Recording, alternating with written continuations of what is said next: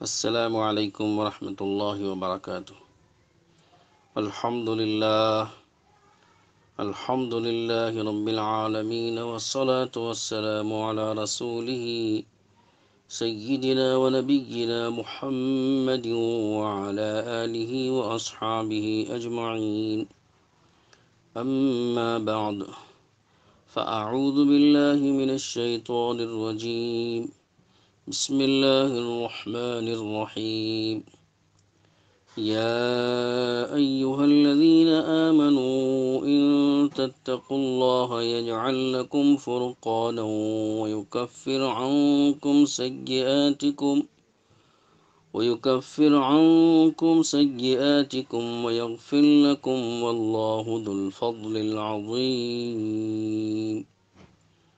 وإذ يمكر بك الذين كفروا ليثبتوك أو يقتلوك أو يخرجوك ويمكرون ويمكر الله والله خير الماكرين۔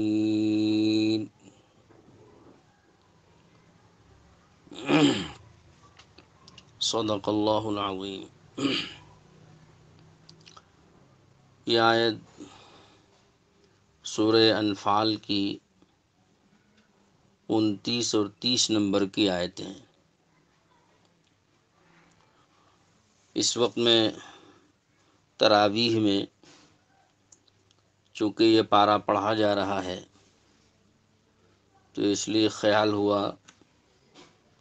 کہ اس پارے کی اس آیت میں جو مضمون ہے وہ بیان کیا جائے۔ ویسے اس میں ایسی اور بھی بہت سی آیات ہیں کہ جن کی تفسیر آنا چاہیے، مگر ہماری اس مختصر سی مجلس میں کوئی ایک موضوع اور ایک مضمون ہی بیان کیا جا سکتا ہے۔ تو اللہ تعالیٰ نے دل میں خیال ڈالا کہ یہ مضمون آپ حضرات کو سنایا جائے کہ جس میں ہمارے لیے کچھ عمل کی باتیں بھی موجود ہیں، تاکہ اس کے ذریعے سے ہم کو کچھ رہبری مل جائے اور ہمارے اپنے عمل کے سدھار کے لیے، ہمارے اپنے عمل میں بہتری لانے کے لیے کچھ شاہراہ عمل مل جائے، راستے مل جائیں اور مفید باتیں مل جائیں۔ تو اس غرض سے اس آیت پاک کا انتخاب کیا گیا۔ تو محترم حضرات، اس آیت پاک میں اللہ جل جلالہ و من والہ نے ارشاد فرمایا ہے، اے ایمان والو، اگر تم اللہ سے ڈرتے رہو گے، یعنی اللہ سے ڈر کر اطاعت پر لگے رہو گے، تو اللہ تعالی تمہیں 3 چیزیں عطا کرے گا۔ ایک فرقان، دوسرے کفارہ سیئات اور تیسرے مغفرت۔ یجعل لکم فرقانا ویکفر عنکم سیئاتکم ویغفر لکم۔ اور چوتھی چیز بھی موجود ہے، واللہ ذو الفضل العظیم، کہ اللہ بڑے فضل والے، احسان والے ہیں۔ وہ اس اندازے اور اس حساب و کتاب اور پیمائش کے بغیر ہی بہت زیادہ عطا کرنے والے ہیں۔ تو قرآن مجید کی اس آیت پاک کا تھوڑا سا ترجمہ بھی دیکھ لیں، پھر انشاءاللہ تفسیر بھی عرض کی جائے گی۔ فرمایا کہ اے ایمان والو، اگر تم اللہ سے ڈرو گے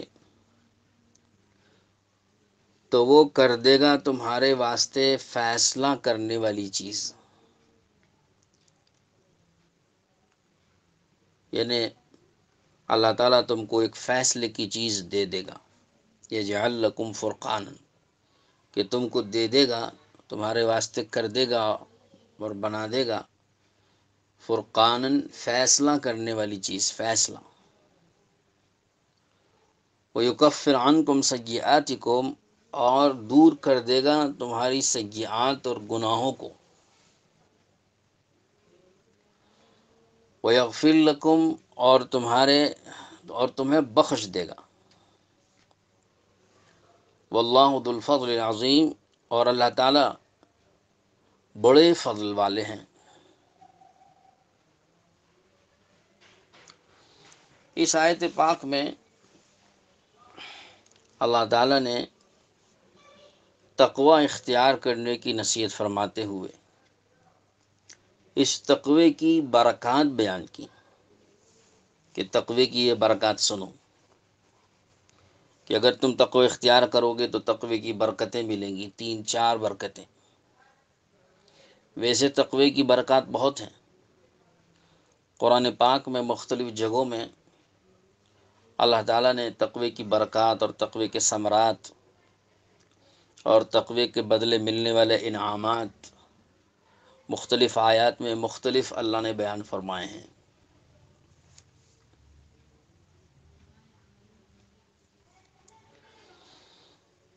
یہاں تین یا 4 برکات کا بیان ہے۔ ان میں سب سے پہلی چیز ہے فرقان، کہ اللہ تعالیٰ تمہیں فرقان دے دے گا۔ سامعین اکرام، پہلے تو یہ سمجھنا ضروری ہے کہ جس مبارک عمل پر یہ ان بدلوں کا وعدہ کیا جا رہا ہے، جس کو تقوی کہتے ہیں، وہ تقوی کیا چیز ہے؟ تقوی کسے کہتے ہیں؟ تقوی کے ایک سیدھے سادے معنی ہیں اللہ سے ڈرنا، لیکن تقوی کا یہ لفظ بہت سے معانی کو شامل ہے۔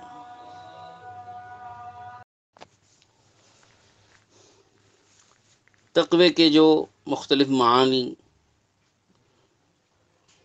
بیان کیے گئے ہیں، ان سب کا خلاصہ اور حاصل یہ ہے کہ تقوی اصل میں گناہوں سے بچنے کا نام ہے۔ ہاں، ایک صحابی سے کسی نے پوچھا کہ تقوی کا کیا معنی ہے، تو انہوں نے جواب دیا کہ آپ کانٹے دار جھاڑیوں کے بیچ میں سے کبھی گزرے ہیں؟ چاروں طرف سے اگر کانٹوں کی جھاڑیاں ہوں، نیچے اوپر دائیں بائیں، تو آپ کبھی اس کے درمیان سے گزرے ہیں؟ تو انہوں نے فرمایا کہ ہاں گزرا ہوں۔ فرمایا کہ کیسے گزرے ہیں؟ تو فرمایا کہ جب اپنے آپ کو بچاتے ہوئے، دائیں سے بائیں سے اوپر سے نیچے سے چاروں طرف سے اپنے آپ کو سمیٹتے ہوئے، کپڑوں کو سمیٹتے ہوئے، پاؤں کو بچاتے ہوئے، سر کو بچاتے ہوئے، کہ میں اپنے آپ کو بچاتے ہوئے گزر جاتا ہوں کانٹوں کی جھاڑیوں سے۔ فرمایا تقوی اسی کا نام ہے، کہ دنیا مختلف معاصی اور مختلف نافرمانیوں اور اللہ کو ناراض کرنے والی باتوں اور خواہشات کے کانٹوں کا، یہ کانٹوں کی جھاڑی ہے، تو اس کے بیچ میں سے اپنے آپ کو بچاتے ہوئے گزر جانا، اور زندگی ان سب گناہوں اور معصیتوں سے اور نافرمانی کے کاموں سے اور اللہ کو ناراض کرنے والی باتوں سے اپنے آپ کو بچاتے ہوئے زندگی گزار لینے کا نام تقوی ہے۔ ایک بزرگ ہیں شیخ ساجی رحمۃ اللہ علیہ، تو انہوں نے بھی فرمایا ہے کہ بزرگی اور تقوی لمبے کرتے پہن لینے، لمبی لمبی تسبیح ہاتھ میں رکھ کر اور لمبے لمبے اوراد و وظائف پڑھ لینے، اور لمبی لمبے سجدے اور لمبی لمبی نمازیں پڑھ لینے، محض ان چیزوں کو تقوی نہیں کہتے، صرف ان چیزوں کو تقوی نہیں کہتے۔ ہاں، یہ چیزیں بھی مطلوب ہیں، یہ اس کی کوئی مذمت نہیں ہے، یا اس کا کوئی استخفاف نہیں کر سکتا، یہ چیزیں بھی مطلوب ہیں، لیکن صرف ان چیزوں کو تقوی نہیں کہتے، بلکہ تقوی اصل میں ان عبادتوں کے ساتھ، ان اطاعتوں کے ساتھ، ان فرما برداریوں کے ساتھ اور ان نیک اعمال کے ساتھ اللہ کے ناراض کرنے والی چیزوں اور ناراض کرنے والی باتوں سے بچنے کا نام اصل تقوی ہے۔ تو اگر آدمی عبادتوں میں تو خوب لگا ہوا ہے لیکن اس کے ساتھ ساتھ معصیتوں میں بھی لگا ہوا ہے تو اس کو تقوی حاصل نہیں ہے، بلکہ آدمی معاصی سے اپنے آپ کو روکے ہوئے ہو اور بچائے ہوئے ہو، اطاعت میں اور اور نیک اعمال میں وہ چاہے فرائض کی حد تک عمل کر رہا ہو لیکن معاصی سے اپنے آپ کو بچائے ہوئے ہو تو وہ متقی ہے، بلا شبہ متقی ہے، کیونکہ تقوی اصل میں اللہ کے ناراض کرنے والی اور اللہ تعالیٰ کی نافرمانی والی باتوں سے بچنے کا نام اصل تقوی ہے۔ اور اللہ کا خوف اور تقوی ہی ایسی چیز ہے جو آدمی کو معصیتوں سے روک سکتی ہے، اللہ کا خوف۔ تو غرض یہاں آیت پاک میں تقوی کے جو ثمرات بتائے ہیں اور تقوی کا جو معاوضہ بتایا گیا اللہ کی طرف سے جو ملتا ہے بندوں کو، وہ یہاں مجھے بتانا ہے کہ قرآن پاک میں اللہ جل شانہ نے 3-4 چیزوں کا تذکرہ فرمایا ہے۔ یجعل لکم فرقانا ویکفر عنکم سیئاتکم ویغفر لکم واللہ ذو الفضل العظیم، کہ اللہ نے ان 4 ٹکڑوں کے اندر 4 باتوں کو یہ بیان فرمایا ہے اور یہ تقوی کے ثمرات ہیں اور تقوی کی برکات ہیں۔ سب سے پہلی چیز سمجھتے ہیں ہم فرقانن، کہ یجعل لکم فرقانن، اس کا کیا مطلب ہے؟ کہ اللہ تمہارے واسطے فرقان بنا دے گا، فرقان عطا کر دے گا، فیصلہ کرنے والی چیز تم کو اللہ عطا کر دے گا۔ اس کا کیا مطلب ہے؟ فرقان کے اصل معنی ہے فرق کرنے والی چیز، یہ مصدر ہے فرق یفرق فعل سے، اور یہ اس چیز کے لیے بولا جاتا ہے کہ جس سے 2 چیزوں کے درمیان میں فرق کیا جا سکے۔ فرقان اصل کہتے ہیں 2 چیزوں کے درمیان فرق کرنے اور فیصلہ کرنے والی چیز کو، کہ ایسی چیز کہ جو 2 چیزوں کے درمیان میں فیصلہ کر دے اور فرق کر دے۔ تو یہاں مراد اس سے انسان کے اور مومن کے دل میں ایسی بصیرت اور ایسی عقل و سمجھ کہ جس کے ذریعے سے مومن علمی اعتبار سے حق و باطل کے درمیان فیصلہ کر سکے، کھرے اور کھوٹے کے درمیان امتیاز کر سکے، سچ اور جھوٹ میں فرق کر سکے، اور حق اور باطل کی وہ پہچان کر سکے۔ تو ایسا دل کے اندر نور ہدایت اور نور ایمانی، یا اس کے دل کے اندر جو ہے ایسی عقل اور بصیرت اس کو اللہ پاک عطا کر دے کہ جس سے وہ اس فرق کے کرنے کی صلاحیت اس کے اندر پیدا ہو جائے، تو اس کو فرقان کہتے ہیں۔ اور دوسرا معنی بھی بیان کیا گیا ہے اس کا، کہ اللہ کی ایسی مدد و نصرت کہ جس کے ذریعے سے اہل حق اور اہل باطل کے درمیان دنیا میں فیصلہ ہو جائے اور اہل حق کو غلبہ نصیب ہو جائے اور اہل باطل شکست کھا جائے۔ تو یہ عملی طور پہ اور ظاہری طور پہ حق و باطل کے درمیان فیصلہ۔ تو ایک معنی ہوا کہ دل کے اندر ایسی عقل و بصیرت اور فہم کا پیدا کر دینا کہ جس سے اس کو حق و باطل کے درمیان، سچ اور جھوٹ کے درمیان، کھرے اور کھوٹے کے درمیان میں فرق کرنا اس کو آسان ہو سکے علمی اعتبار سے۔ اور دوسرے اللہ کی ایسی مدد و نصرت جس کے ذریعے سے اہل حق اور اہل باطل کے درمیان میں فیصلہ ہو جائے اور فرق واضح طور پر سامنے آ جائے دنیا میں عملی طور سے۔ تو یہ علمی اور عملی 2 الگ الگ طریقوں سے فیصلہ حق و باطل کے درمیان کر دینے والی چیز کو فرقانن کہتے ہیں۔ تو فرمایا کہ اگر تم تقوی اختیار کرو تو اللہ تمہیں فرقان دے گا، یجعل لکم فرقانا، یعنی ان دونوں چیزوں میں سے کوئی ایک چیز بھی ہو سکتی ہے، 2 چیزیں بھی ہو سکتی ہیں، کہ اللہ ایسی بصیرت اور عقل و فہم تمہیں دے گا کہ تم حق اور باطل کے اور سچ اور جھوٹ کے درمیان میں فرق کر سکو، کھرے کھوٹے کو تم پہچان سکو۔ حاضرین اور محترم حضرات، یہ بہت بڑی نعمت ہے،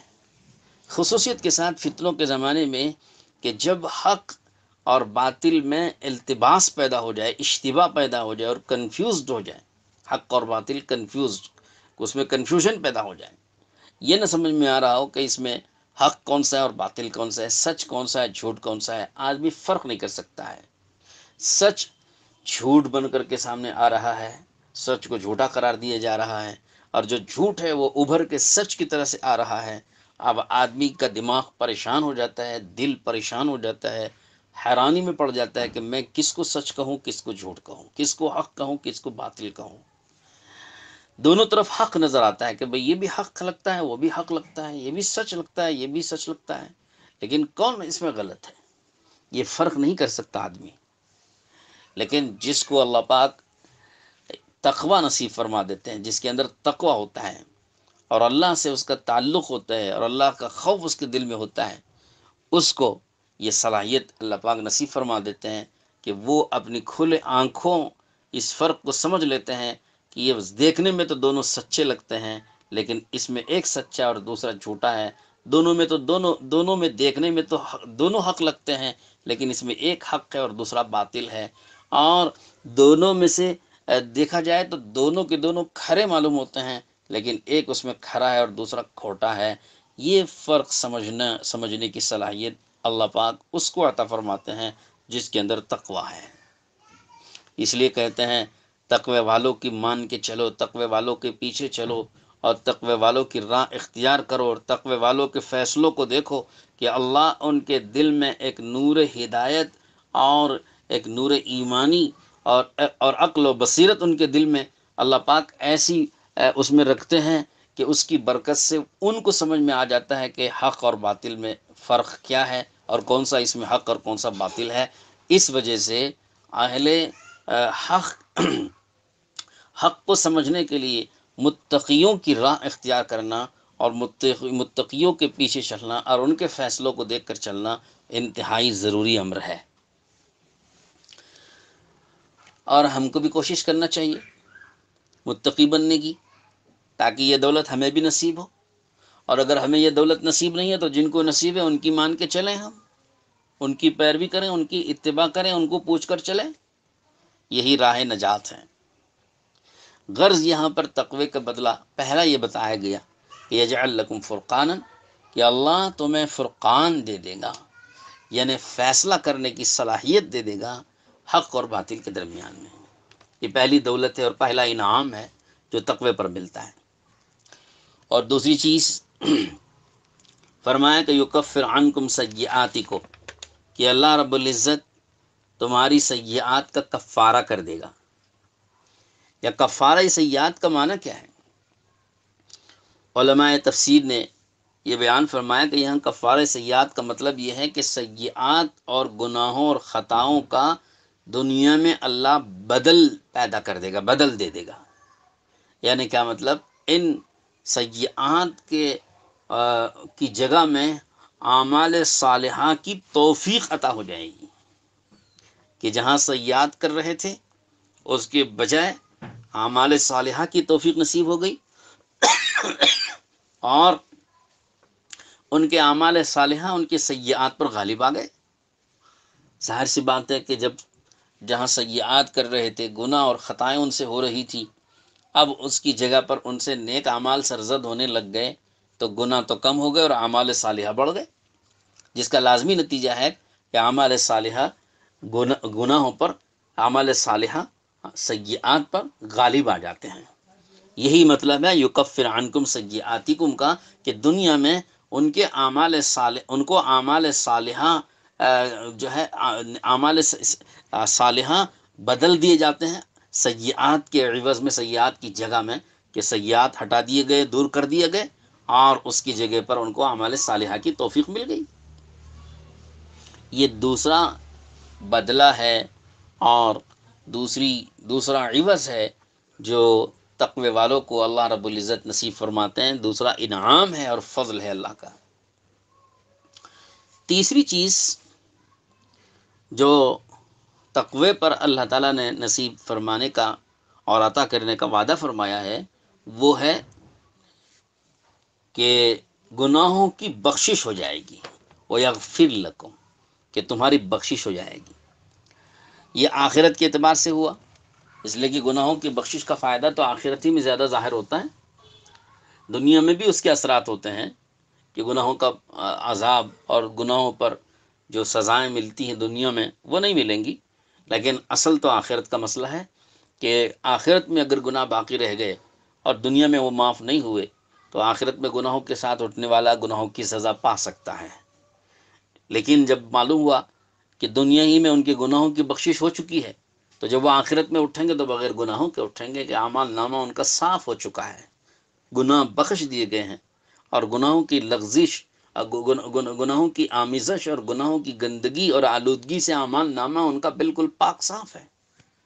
تو آخرت میں اٹھیں گے تو خطاؤں اور گناہوں کو بالکل ناپید پائیں گے۔ تو یہ اللہ کی طرف سے ایک بدلہ ہے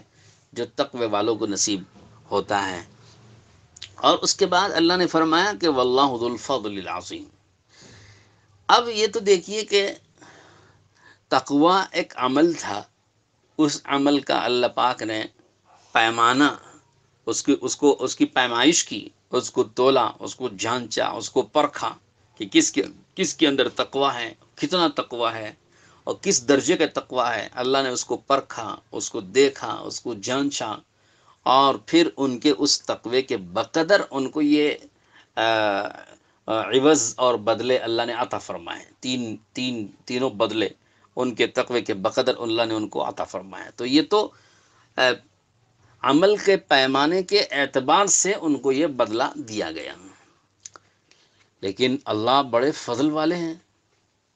اور فضل احسان کس کو کہتے ہیں؟ فضل و احسان کہتے ہیں اس داد و دہیش کو جو کسی پیمانے اور پیمائش کی اور کسی ناپ اور تول اور اندازے کی پابند نہ ہو، اس داد و دہیش اور اس احسان کو کہتے ہیں فضل اور احسان۔ وہ بدلہ ہے اور وہ داد و دہیش ہے، وہ عطا ہے اور وہ عنایت ہے اور وہ بخشش ہے، وہ داد و دہیش ہے کہ جو کسی پیمانے کے بغیر، کسی اندازے کے بغیر اور کسی ناپ تول کے بغیر دی جائے، اس کو کہتے ہیں فضل اور احسان۔ اور اللہ بڑے فضل والے ہیں، اس کا مطلب یہ ہوا کہ اب تک 2-3 چیزیں تم کو عطا کی جا رہی تھیں، وہ تمہارے اپنے اعمال کے اندازے کے مطابق تمہیں دی جا رہی تھیں، اور اللہ بڑے فضل والے ہیں، یعنی اس اندازے سے اور اس پیمانے سے بھی بڑھ کر تمہیں اور بہت کچھ دینے والے ہیں، اور وہ کتنا دینے والے ہیں اس کو نہیں بتایا۔ تو معلوم ہوا کہ اس سے امیدیں بہت زیادہ رکھنا چاہیے۔ یہ 3 تو ہم دے چکے تمہارے اپنے تقوی کے بقدر پیمائش کر کے، اندازہ کر کے، لیکن ہم بڑے فضل والے ہیں، یعنی بغیر پیمائش، بغیر اندازے، بغیر ناپ تول، بغیر حساب کتاب کے تم کو بہت زیادہ بھی دینے والے ہیں۔ وہ امید تم اللہ سے اور زیادہ رکھو۔ اب وہ کتنا ہے اس کی حد نہیں بتائی، کیونکہ اللہ کے فضل کی کوئی حد نہیں ہے، اللہ کے فضل و کرم کی کوئی حد نہیں ہے۔ جب اللہ اپنا فضل ظاہر فرمانے لگے، اپنا کرم ظاہر فرمانے لگے تو وہ بے انتہا ہوتا ہے، جس کی کوئی حد نہیں ہوتی۔ تو محترم سامعین کرام، اللہ رب العزت ہم سب کو اس پر یقین کرنے کی توفیق نصیب فرمائے۔ اگلی آیت میں ایک خاص واقعے کی طرف اشارہ ہے، وہ مجھے عرض کرنا ہے بس۔ یہ ایک امید افزا بات ہے، جو واقعہ ہے، واقعہ تو بہرحال مشہور ہے، لیکن میں نے اس وقت اس کا انتخاب کیا کہ اس میں ہمارے لیے بڑی امیدیں ہیں۔ موجودہ حالات میں ہمارے لیے ایک امید افزا باتیں اس میں پائی جاتی ہیں، تو اس لیے سوچا کہ اس کی تفسیر اور تشریح آ جانی چاہیے۔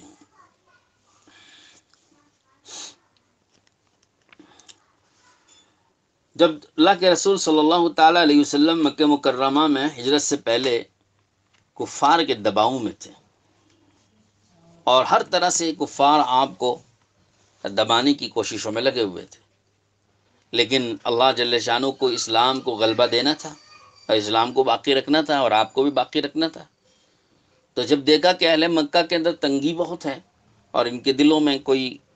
کشادگی نہیں ہے اور سننے کے لیے، سمجھنے کے لیے، ایمان قبول کرنے کے لیے لوگ تیار نہیں ہیں، تو اللہ نے مدینہ منورہ والوں کو اس کے لیے تیار کیا۔ تو مدینے والے آئے، اسلام لے آئے اور پھر واپس گئے، وہاں انہوں نے تبلیغ اور دعوت کا کام شروع کیا، اور پھر اس کے ذریعے سے پورے مدینے کا ماحول بدلا اور مدینے میں اسلام پھیلا اور گھر گھر میں ایمان داخل ہو گیا۔ اور پھر وہاں جب ایک پاکیزہ ماحول بنا تو پھر یہ صحابہ کرام جو مکہ مکرمہ میں تنگیوں میں، پریشانیوں میں، آفتوں میں، مصیبتوں میں زندگی گزار رہے تھے، ان کو اجازت ہو گئی کہ وہ وہاں چلے جائیں۔ چنانچہ ایک ایک کر کے صحابہ کرام وہاں منتقل ہوتے گئے، ہجرت کر کے مدینہ منورہ جاتے رہے۔ جب کئی صحابہ کرام مستقل طور پہ مدینہ چاہتے رہے تو کافروں نے جب دیکھا کہ یہ لوگ ایک دوسرا بیس بنا چکے ہیں اور ایسا لگتا ہے کہ ان کا ایک وہاں بیس اور ایک مرکز وہاں تیار ہو جائے گا، اور پھر یہ خطرہ ہے کہ پھر محمد صلی اللہ علیہ وسلم بھی وہاں منتقل ہو جائیں گے، تو اس کے بعد پھر یہ وہاں ہمارے خلاف میں ایک طاقت اکٹھا کریں گے اور یہ ہمارے اوپر حملہ کر کے ہم سے مقابلہ کریں گے اور ہم کو ختم کریں گے۔ تو یہ ان کو اندازہ ہو گیا، تو انہوں نے ایک میٹنگ بلائی، مشورہ بلایا۔ دار الندوہ ایک مشہور جگہ تھی، حرم شریف کے آگے قصیب انقلاب کا ایک مکان تھا جس کو دار الندوہ سے تعبیر کیا جاتا تھا۔ وہاں پر یہ میٹنگوں کے لیے اور مشوروں کے لیے یہ لوگ اکٹھا ہوا کرتے تھے، اہل مکہ۔ وہاں پر یہ لوگ جمع ہوئے اور جمع ہو کر انہوں نے مشورہ کیا کہ اس کا کیا کرنا چاہیے۔ چنانچہ قوم کے بڑے بڑے سردار اور بہت سارے وہ جو مشہور و معروف اہل الرائے تھے وہ لوگ جمع ہو گئے۔ جب یہ لوگ وہاں پر اکٹھا ہو گئے، مشورے کے لیے جمع ہو گئے، تو اس موقع پر ابلیس بھی آ گیا۔ ایک بہت بڑے شیخ، عربی شیخ کی شکل اختیار کر کے ابلیس بھی اندر آ گیا مجلس میں۔ اس مجلس میں ابو جہل، نضر ابن حارث، عتبہ، شیبہ، امیہ بن خلف، ابو سفیان، یہ بڑے بڑی نمایاں شخصیات یہ اکٹھا ہو گئی اور رسول کریم صلی اللہ علیہ وسلم کے بارے میں اور اسلام کی بڑھتی ہوئی اس طاقت کا مقابلہ کرنے کے سلسلے میں تدبیریں سوچنے لگے اور غور فکر کرنے لگے۔ جب یہ بڑے میاں بوڑھا سن رسیدہ ابلیس، لوگوں کو پتہ نہیں تھا کہ یہ ابلیس اور شیطان ہے، تو وہ تو انسانی شکل میں آیا تھا، تو لوگوں نے دیکھا کہ بھئی یہ ایک اجنبی شخص ہے جس کو پہچانتے نہیں کوئی بھی، تو لوگوں نے اس سے پوچھا بھئی تم کون ہو، کیوں آئے ہو؟ اس نے بتلایا کہ میں نجد کا باشندہ ہوں، مجھے معلوم ہوا کہ آپ لوگ یہاں مشورے کے لیے جمع ہو رہے ہیں، تو میں نے اپنے قوم کی ہمدردی میں بھی حاضر ہو گیا تاکہ میں بھی کچھ رائے دے دوں، ہو سکتا کچھ کام آ جائے۔ یہ سن کر انہوں نے اندر بلا لیا کہ بھائی آ جاؤ آ جاؤ، بیٹھے، مشورہ شروع ہوا۔ اس مشورے میں سب سے پہلے ابو البختری نام کا ایک شخص تھا، اس نے رائے پیش کی، اس نے رائے دی، 3 رائے ہوئی۔ یہ بات یاد رکھیے اس لیے کہ آیت پاک میں تفسیر، آیت پاک میں جو الفاظ ہیں ان الفاظ سے اس کو جوڑنا ہے، آپ کو سمجھنا ہے وہ الفاظ۔ 3 رائے وہاں پر پیش کی گئی۔ ایک رائے تھی ابو البختری کی، اس نے یہ رائے پیش کی کہ حضور صلی اللہ علیہ وسلم کو، یعنی محمد صلی اللہ علیہ وسلم کو لوہے کی زنجیروں میں قید کر کے، بند کر کے کسی مکان میں ڈال دیا جائے، باندھ کر ان کو لوہے کی زنجیروں سے کسی مکان میں قید کر دیا جائے، وہ وہیں پڑے رہیں، سڑتے رہیں، نعوذ باللہ، چھوڑ دیا جائے ان کو، یا یہاں تک کہ وہ اپنی موت مر جائیں، نعوذ باللہ من ذالک۔ یہ رائے جب پیش ہوئی تو اس شیخ نے، جو ابلیس تھا، اس نے فوراً رائے رد کر دی کہ یہ رائے صحیح نہیں، کیونکہ اگر یہ تم کرو گے تو ان کے جان نثار جو صحابہ ہیں، تم دیکھ رہے ہو کیسے جان نثار ہیں، وہ سب مل کے تم پر حملہ کریں گے اور تم لوگوں سے لڑ کر اپنے ساتھی کو قید سے چھڑوا کر لے کر چلے جائیں گے، پھر تمہارا پلان فیل ہو جائے گا۔ پھر رائے ہوئی کہ چلو بھائی کوئی دوسری رائے دو۔ اب اس کے بعد ایک دوسری رائے پیش ہوئی. ابو الاسود نامی ایک دوسرا شخص ہے، اس نے رائے پیش کی کہ ان کو ایسا کرو کہ ان کو مکے سے نکال دو، وہ باہر چلے جائیں اور باہر جا کر جو چاہے کام کرتے رہیں اپنا، ہمارے شہر میں یہ کام نہ کریں، ہمارا شہر مامون محفوظ ہو جائے، یہاں سے ان کو نکال دو، ہمارے شہر میں بقول آج کل کے کہ یہ وائرس ہمارے شہر میں نہ رہے، ان کو یہاں سے نکال دو، یہ کہیں اور چلے جائیں، کسی اور ملک میں جا کے وہاں رہ لیں اور وہاں جو چاہے کریں، ہمارا ملک محفوظ ہو جائے. یہ رائے پیش ہوئی. جب یہ رائے اس نے کی تو اس بوڑھے شیخ نجدی ابلیس نے کہا کہ یہ رائے بھی صحیح نہیں ہے، کیونکہ اگر تم ایسا کرو گے تو تم جانتے ہو کہ یہ بڑے شیریں کلام ہیں، ان کی کلام اور گفتگو میں بڑا سحر ہے، اور یہ مسحور کر دیں گے دوسروں کو،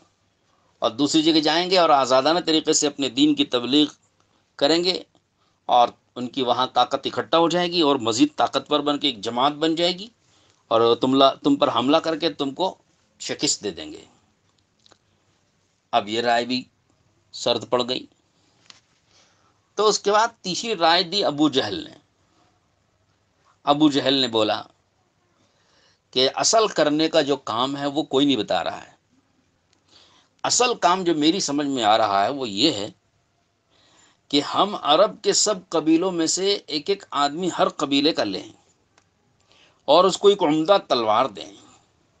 اور وہ سارے قبیلے کے لوگ اپنی تلواریں لے کر ایک دم سے ان کے اوپر حملہ کریں اور ان کو ختم کر دیں، قتل کر کے ان کو دنیا سے مٹا دیں، تو یہ ختم ہی ہو جائیں گے، اور اس طرح سے یہ فساد نعوذ باللہ یہ بھی دنیا سے مٹ جائے گا. اب رہا ان کا جو قبیلہ ہے محمد صلی اللہ علیہ وسلم کا بنو عبد مناف، وہ اس قتل کے خلاف آواز اٹھائیں گے، تو اس قتل کے کرنے والے سارے قبیلے شمار ہوں گے، تو وہ سارے قبیلوں سے بدلہ تو نہیں لے سکیں گے، اور ایسے اجتماعی قتل میں خون یعنی قصاص کس سے لیں گے؟ یہ وہی طریقہ ہے جو ہمارے ملک میں اجتماعی طور پر حملہ کر کے موب لنچنگ کے طریقے سے جو قتل کرنے کا جو سازش کی گئی اور جو طریقہ اختیار کیا گیا، یہ وہی طریقہ ہے کہ وہاں پر کسی ایک پر قصاص کا حکم کیسے لاگو کیا جائے گا، کہ وہاں تو اجتماعی طور پہ حملہ کر کے قتل کیا گیا ہے. تو اس لیے یہاں زیادہ سے زیادہ یہ ہوگا کہ خون بہا اور دیت مانگی جائے گی، ہم سب مل کے اکٹھا کر کے ان کو دیت دے دیں گے، مالی معاوضہ دے دیں گے، اور بے فکر ہو جائیں گے، ختم ہوگا قصہ. یہ رائے سنتے ہی ابلیس کود پڑا شیخ نجدی، اور اس نے کہا یہ ہے جو رائے ہے، یہ رائے جو ہے نا یہ قابل قبول رائے ہے. پوری مجلس نے اسی رائے پر اتفاق کر لیا. چنانچہ فیصلہ ہوا کہ آج ہی رات سب اکٹھا ہو جائیں محمد صلی اللہ علیہ وسلم کے مکان پہ، اور صبح ہونے کا انتظار کریں. جب یہ صبح نماز کے لیے نکلیں گے تو فوراً سب مل کے ایک دم اکٹھا ایک ساتھ حملہ کر دیں. یہ پلان تیار ہو گیا اور یہ مکر ہو گیا اور یہ تدبیریں تیار ہو گئی. اب دنیا میں یہاں ان کی یہ تدبیر تیار ہوئی تھی، اوپر سے اللہ بھی اپنی تدبیر تیار کر چکا تھا. وہ مکر و مکر اللہ، اسی کو اللہ نے ذکر کیا ہے، یمکرون و یمکر اللہ. ادھر یہ اپنی تدبیریں کر رہے تھے، ادھر اللہ بھی اپنی تدبیریں اپنے نبی کو بچانے کی کر رہا تھا. چنانچہ یہ ہوا کہ یہ سب اکٹھا ہوئے تلواریں لے کے حضور اکرم صلی اللہ علیہ وسلم کے مکان کی طرف آنے لگے. اللہ تعالیٰ نے حضرت جبرائیل کو بھیجا. حضرت جبرائیل علیہ السلام آئے حضور صلی اللہ علیہ وسلم کی خدمت میں، اور آ کر سارا جو مشورہ دارالندوہ میں ہوا تھا وہ سارا مشورہ حضور کو سنا دیا. حضور اکرم صلی اللہ تعالیٰ علیہ وسلم کو حکم دیا کہ اب آپ اپنے بستر پر آج رات آرام نہیں کریں گے، آپ اپنی جگہ پر حضرت علی رضی اللہ عنہ کو سلا دیجیے، اور آپ راتوں رات یہاں سے نکل جائیے مکان سے، اور جہاں آپ کو یہاں سے نکلنے کا اور اپنی منزل تک پہنچانے کا بندوبست اللہ کرے گا، اللہ نے وہ طے کر لیا ہے. چنانچہ حضور اکرم صلی اللہ علیہ وسلم نے حضرت علی کو بلایا اور فرمایا کہ تمہیں آج رات میرے بستر پر آرام کرنا ہے. حضرت علی کے لیے یہ بہت بڑا امتحان تھا کہ چاروں طرف سے تلواریں سونتی ہوئی ہیں ان تلواروں کے بیچ میں رات میں نیند کیسے آئے گی؟ مگر اللہ کے رسول صلی اللہ علیہ وسلم نے جب یہ فرمایا تھا کہ تم آ کر مجھ سے مدینے میں ملاقات کرنا، تو حضور کی اس بات پر ان کو اتنا یقین تھا کہ اس یقین کی بدولت ان کو اتنا اطمینان ہو گیا کہ میرے اوپر یہ حملہ نہیں کریں گے اور میرا کچھ نہیں بگاڑ سکیں گے۔ بہت مزے کی نیند لے کے سوتے رہے صبح تک، اور کچھ ان کو پریشانی نہیں ہوئی، اطمینان سے صبح اٹھ کر کے معمول کے مطابق اپنے کام میں لگ گئے۔ اب جب سے رات میں یہ لوگ اکٹھا ہوئے تھے تو حضرت رسول پاک علیہ السلام کو حکم ہوا کہ ابھی آپ رات نکل جائیں۔ حضور صلی اللہ علیہ وسلم نے دروازہ کھولا، مٹی اپنی مٹھی میں مٹی اٹھائی، اور اس مٹی کو اٹھا کر آپ نے ان دشمنوں کی طرف پھینکا۔ ان کے سروں میں وہ جا کر مٹی پڑی، اور ان کی سروں پر مٹی ڈالتے ہوئے شاہت الوجوہ آپ نے پڑھا، اور پھر اللہ تعالیٰ کی آیتیں پڑھتے ہوئے، قرآن پاک کی تلاوت کرتے ہوئے اللہ کے رسول صلی اللہ علیہ وسلم ان کے درمیان سے نکل گئے، اور ان بدبختوں کی، ان دشمنوں کی نظریں آپ علیہ السلام کو دیکھ نہ سکی۔ وہ اسی طرح تلواریں سوتے ہوئے کھڑے تھے، اور اللہ کے رسول صلی اللہ علیہ وسلم درمیان سے نکل کر روانہ ہو گئے۔ یہ اللہ کی طرف سے ایک معجزہ تھا۔ جب آپ علیہ السلام وہاں سے روانہ ہو گئے اور بہت دور نکل گئے، یہ نکلنا آپ کا مدینے کی ہجرت کے لیے نکلنا ہوا تھا۔ جب آپ بہت دور نکل کر چلے گئے تو ایک آدمی حضور صلی اللہ علیہ وسلم کے گھر کے پاس یہاں آیا، دیکھا کہ لوگ تلواریں لیے کھڑے ہوئے ہیں کسی کے انتظار میں، تو لوگوں سے پوچھا کہ آپ لوگ یہاں کیسے کھڑے ہیں؟ تو انہوں نے بتایا کہ ہم محمد صلی اللہ علیہ وسلم کے انتظار میں ہیں کہ وہ اندر سے باہر آئیں گے تو ہم ان کا کام تمام کریں گے۔ تو اس نے بتایا ان کو کہ تم بڑے نادان ہو، تم کہاں ان کے انتظار میں ہو، وہ تو یہاں سے جا چکے ہیں۔ تب ان کو پتہ چلا اور کہا کہ تمہارے سروں پہ مٹی ڈال کے گئے، ذرا دیکھ لو۔ تو تب انہوں نے سروں کچھ ہاتھ لگایا تو سروں پہ مٹی پڑی ہوئی تھی۔ تو اللہ کے رسول صلی اللہ علیہ وسلم اب اس کے بعد حضور کا پیچھا کیا، لیکن آپ علیہ السلام کو وہ پا نہ سکے۔ تو الغرض قرآن کی ان آیتوں کے اندر اللہ نے اسی بات کو بیان کیا۔ ذرا اب آیتیں دیکھیں، مجھے بات کو ختم کرنا ہے۔ وَإِذْ يَمْكُرُ بِكَ الَّذِينَ كَفَرُوا، اور وہ واقعہ بھی بڑا یاد کرنے کے قابل ہے، جب کہ اے نبی صلی اللہ علیہ وسلم آپ کے بارے میں یہ لوگ مکر کر رہے تھے، تدبیر تیار کر رہے تھے، کافر لوگ۔ اِذْ يَمْكُرُ بِكَ الَّذِينَ كَفَرُوا، کہ کافر لوگ آپ کے خلاف تدبیر تیار کر رہے تھے آپ کے بارے میں، اور وہ ان تدبیروں میں سے تین جو رائے ان کی تھیں، اسی کو اللہ نے یہاں ذکر کیا ہے، لِيُثْبِتُوكَ أَوْ يَقْتُلُوكَ أَوْ يُخْرِجُوكَ، کہ آپ کو قید کر کے یہیں مقید کر کے رکھ دیں گے۔ لِيُثْبِتُوكَ کا ترجمہ کہ آپ کو قید کر کے یہاں رکھ دیں گے، او یقتلوک یا آپ کو قتل کر دیں گے، او یخرجوک یا آپ کو وطن سے نکال دیں گے، وطن بدر کر دیں گے، ملک بدر کر دیں گے۔ جو تین رائے اس وقت میں مشورے میں پیش ہوئی تھیں، انہی تین رائوں کو یہاں اللہ نے ذکر کیا کہ یہ تدبیریں یہ کر رہے تھے۔ وَيَمْكُرُونَ وَيَمْكُرُ اللَّهُ، یہ اپنا داؤ تیار کر رہے تھے اور اپنی تدبیریں یہ تیار کر رہے تھے، اور اللہ بھی اپنا داؤ اور اپنی تدبیر تیار کر رہا تھا۔ واللہ خیر الماکرین، اور اللہ تعالیٰ بہترین تدبیر کرنے والے اور بہترین داؤ تیار کرنے والے، داؤ کرنے والے ہیں۔ تو اللہ رب العزت نے سب سے بہترین طریقے سے ان کے لیے تدبیر تیار کی، اور بہترین طریقے سے اللہ نے اپنے نبی کو ان دشمنوں کے درمیان سے چھوڑا کر اپنی منزل تک پہنچا دیا۔ حاضرین کرام، مجھے اتنی سی بات پر اپنی بات کو مکمل کرنا ہے کہ جب مسلمان تقوی اختیار کرتا ہے تو اس تقوی کے عوض میں اور بدلے میں اللہ رب العزت یہ نعمت نصیب فرماتے ہیں، جس کا پچھلی آیت میں تذکرہ ہوا۔ اور اللہ کے رسول صلی اللہ علیہ وسلم چونکہ جامع پیکر ہیں، تقوی کے پیکر ہیں، اور آپ تقوی کے سراپا تقوی ہیں، تو اللہ رب العزت نے آپ کو جو اس تقوی کے عوض میں اور بدلے میں جو آپ کو چیز نصیب فرمائی وہ یہ تھی کہ اتنے زبردست دشمنوں کے حملے سے آپ کو اس طرح باہر نکال لیا جیسے آٹے میں سے یا مسکے میں سے بال نکالا جاتا ہے۔ پیارے نبی صلی اللہ علیہ وسلم کی حفاظت اللہ نے اس طرح فرمائی ہے۔